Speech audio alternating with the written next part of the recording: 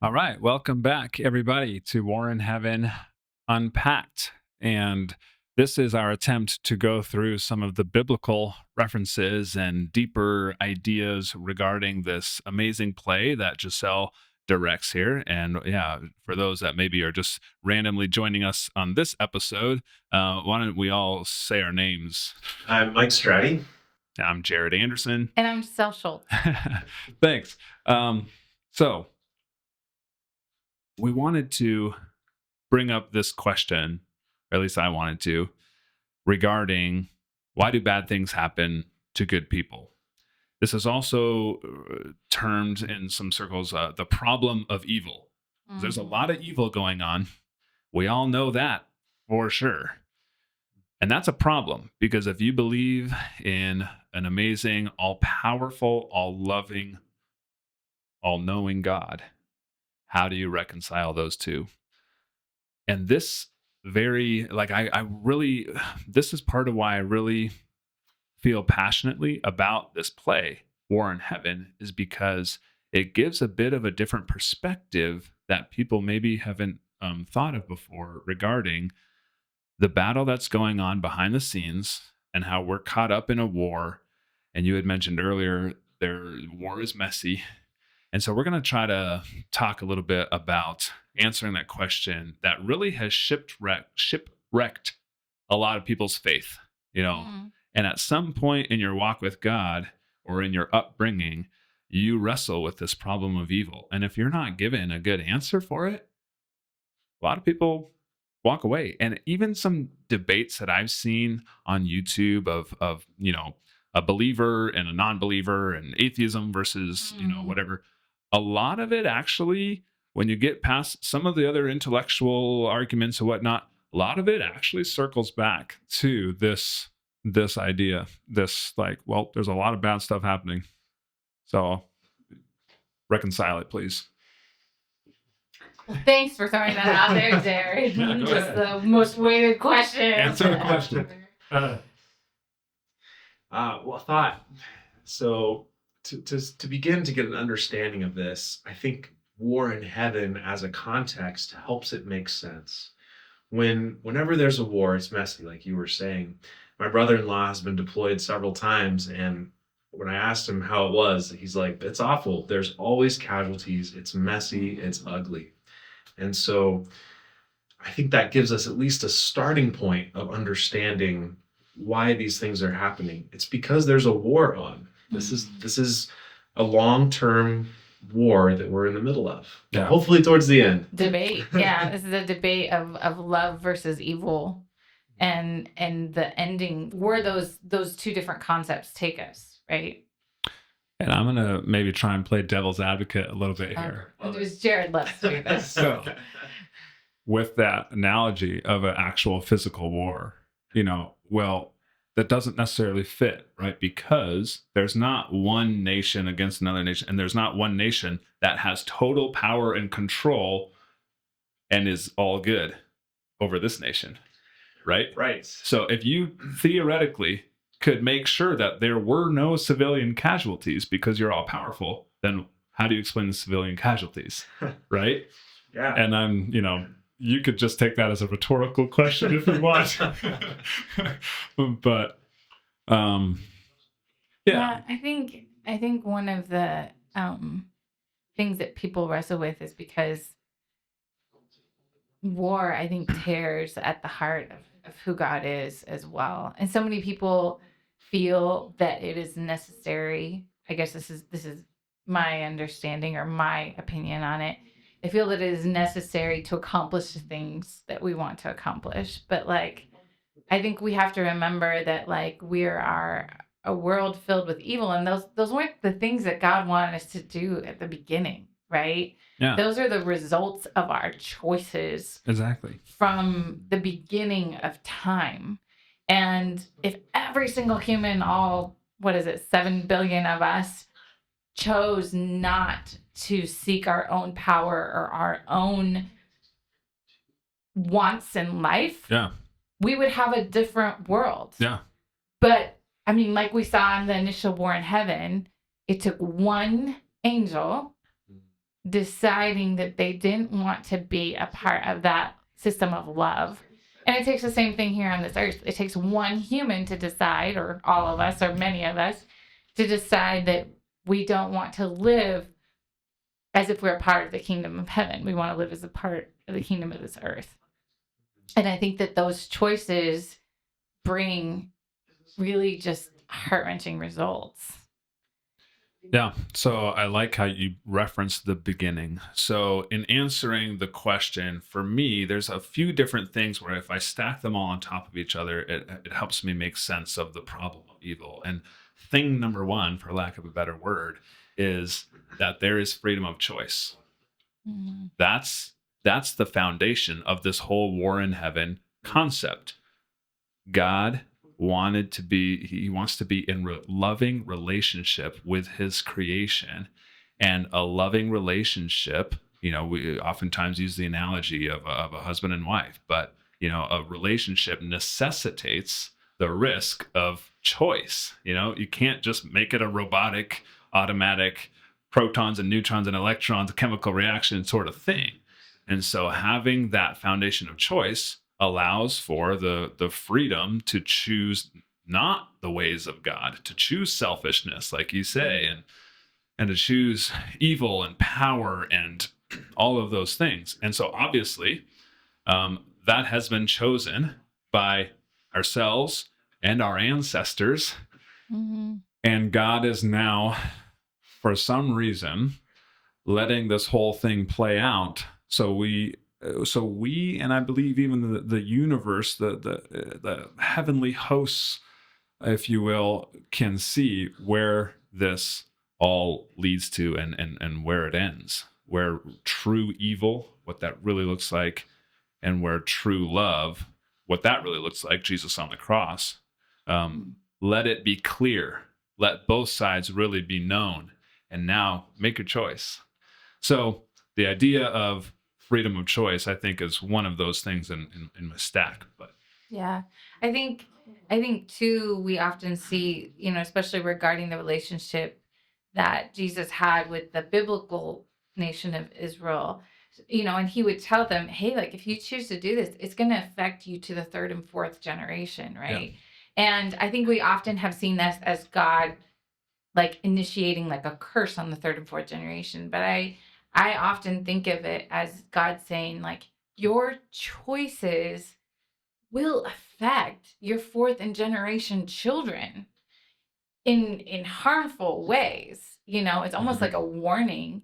And I think that sometimes God has to see, because of his radical desire for freedom, radical love also requires that radical freedom too.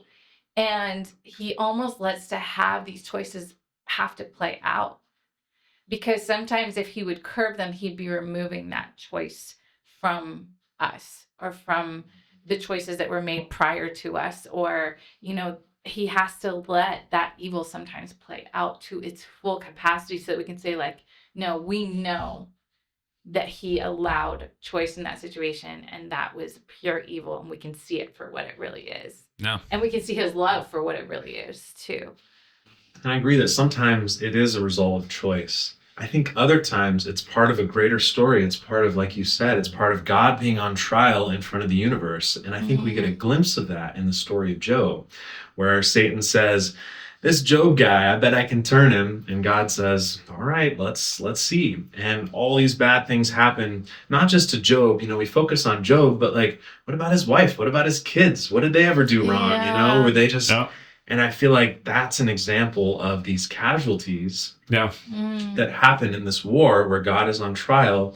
And in order to truly be on trial, in order to have beyond a shadow of a doubt in front of the universe, that God does have to allow these things to happen. But he doesn't allow them to happen with no hope. Mm-hmm. Yes. We have a hope and a future where God will wipe every tear from every eye. Mm-hmm. And so, as rough as it would be to be a casualty in a war, if, just to use an analogy, if you knew that you would be raised to life and be in heaven and have all things made new, it probably wouldn't be so bad, just like thinking about it from my own perspective. Mm-hmm. If I knew that 100%, it wouldn't be so bad to be a casualty in a war in the grand scheme of things. Yes. Does that mean I like it? Not necessarily. Yeah. Okay. So if I'm going to keep going to my metaphor of like my stack of ideas. So at the top, I mentioned the freedom of choice. So now there is a force of good and a force of evil because evil was chosen. So there's freedom of choice. And then you brought up this idea, and you just touched on it as well, but the sense that we are part of a bigger group. I put the word corporate down here, but like that you just talked about the sins falling to the third and fourth generations or whatnot. So if mom drinks a lot of alcohol while she's pregnant, that negatively affects baby. Is that baby's fault? No, but baby isn't their own individual island. Baby is part of a family. We are part of humanity. And so humanity has chosen to walk away from God, and now we're dealing with a bunch of the consequences. And you deal with some of those consequences, and so do I, because we're part of the human race. This goes back to, we were talking about miracles in the last episode, and it's like the human race has been given ample signs of God's miracles and whatnot. And so that's for you, and that's for me. Even though you didn't get a crazy miracle specifically in your life, in your circumstance. And so freedom of choice, and then what's the word? The corporate, like you are part of something bigger than yourself. And so we have such an individualistic mindset in our current culture that makes us think like, well, bad things are happening to me and it's not fair. Well, it's not just about you. You're actually part of a bigger thing. Bigger, organism. Well, you talking made me think of, I was actually just texting with somebody about some of these really heavy wars that are happening right now in our world, and just the weight of it that was on them. And you mentioned hope. And I think that if we don't share the hope that we have of knowing the end from the beginning, we know God, or we have faith that God will be victorious in the end. And like, this is the opportunity that we get to speak that, where it's just like, yeah, this is awful. And, they said to me, how many little children have died in this most current war? And I said, yeah, that shows us how absolutely disgusting Satan is to use those tactics to get us to lose our faith. Mm-hmm. He's willing to go to the nth degree to make us question God. Mm-hmm. And I just shared this verse with them. And I said, so we fix our eyes not on what is seen, but what is unseen, since what is seen is temporary, but what is unseen is eternal. And God has made us these promises. He's made us eternity is coming. I am coming. I will make all things new. Yeah. And he always keeps his promises, even when we cannot see what's happening right now. And that type of hope and type of love is what needs to be spoken in this moment, as Satan tries to use every single one of his disgusting strategies to get us to be discouraged as the people of God. Mm-hmm. Totally. You guys both touched on the idea of an eternal perspective. So that's another one in this my little stack here. Freedom of choice. And I liked your word better. You're part of a bigger organism. Mm-hmm. And then I put eternity as a third one here. So in the scope of eternity, I know it's really bad right now. And I've referenced my wife's back pain, and she had back surgery and whatever. And that sucks. And some people deal with a lot worse, more sucky things. And it's maybe all they can feel right now and all they can see. Mm. However, God is so much bigger. He's not temporal like we are. Mm. And so think about 50 million years from now, looking back at your He's got the 10,000 mile high view that Mike has when he flies. The farther that eternity goes out, the less and less. And as you approach infinity, this approaches zero. And so dying, is it really that bad? It's you're going to be raised to life in eternity with God. It's man, even if I I don't know, starved to death, as some people do in this world, and it's awful. And God never wanted that. In the scope of eternity, I know this is hard to say, but like there's some element of this. It's like I don't want to minimize people's pain, and God doesn't minimize people's pain. I think He cries with us, but there is a sense of like of that eternal perspective as well.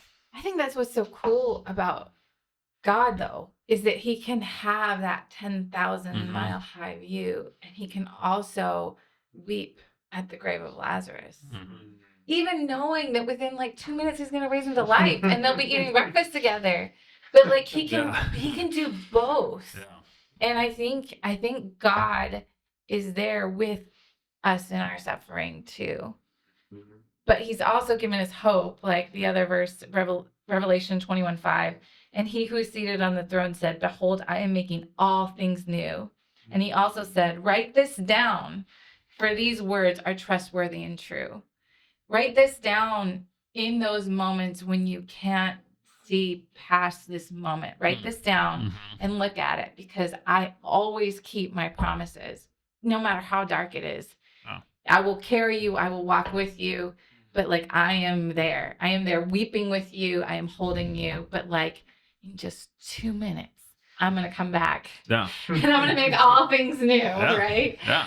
That's great. It's so interesting how even just in that scene, like, those there didn't know that Jesus was going to raise him from the dead. They didn't know. They were in the dark, so to speak. Yeah. And I feel, how often am I in the dark? You know, like you said, that 10,000 foot view, God can see the end from the beginning and everything in between. I was thinking earlier, why did God choose to send the flood at the time that He sent it? Why not a little earlier and relieve some of that, you know, evil that was happening right before the flood when He kind of hit the reset button? Don't know. You know, God has His ways that are higher than our ways, and we're just in that moment, and Lazarus is dead, and we're weeping with Jesus, and we don't know what's going to happen. And I'm so glad you bring this up, because a lot of times people want to say, well, it's all part of God's plan. It's like the fact that you were sexually abused, it's part of God's plan. Hold on. No, that is the evil one. Yeah. That is roaring about like a lion, seeking whom he can devour. Let's not forget there's an adversary in this war. God is solving the problem of evil, and it's messy right now, but He's not changing all of our circumstances right now. In 2 minutes, He will. But we have to see, I think the world, the universe, forevermore, we have to see that how evil things actually got when we tried to do it apart from God. There's this, Switchfoot has a song, "The shadow proves the sunshine." And sometimes people look at all the evil happening and they think, man, see, like, you think there's a God? Look at what's going on over here. It's like, you don't think there's some supernatural force of evil? Look at what's going on over here. It's like, you think that's just natural human behavior? Like, no, that's pure evil. And it's like, no, this actually, I think it actually shows that there is this war. And thankfully, we know how it ends. And I think we can know why the war is happening, because God's on trial and He's dealing with it in the most comprehensive, exhaustive way, so that something like this will never in eternity happen again. And I think that's so beautiful, because Satan is willing to cause chaos wherever he can. He's willing to cause chaos in every organization, political party, church, home. It doesn't matter. He is wanting to make sure his evil is spread everywhere. And I think that's where we can step in and speak hope into this place, into this dark place, shine a light into, places that don't see Him. Can I end with this question to maybe make it a little more practical? As a parent, we're all parents here. If you could protect your children from any and every pain, okay? So they're riding a bike, you see them falling over, nope, not going to let them get hurt. if you could protect them from any and every pain and you press that button and they would never experience any pain, would you? It's a great question. Yeah, I mean, in a perfect world, yeah. Like, right? Yeah, and maybe. But they also learned something from falling over on their bike. So this was the one other point that I kind of wanted to bring out, and that is there are bad things that happen to people, and there are a whole different kind of bad things that happen to people. And here's what I mean by that. Not all bad things are the same. I think there are some bad things that happen that are super horrific, and they're the result of us turning away from God, and there's a result of Satan wanting us to grovel. And I mentioned sexual abuse or something. Now, God can take those horrible things that he did not cause and use them for good. Keyword, he did not cause, but use them for good. But then I also think that there are some bad things that God lets happen or perhaps even brings about in our lives. The Spirit led Jesus to the wilderness. That was a pretty crappy experience for Jesus. He was hungry. Right? And so just like a parent where it's like, no, I'm gonna let you go to school and somebody's gonna hurt your feelings.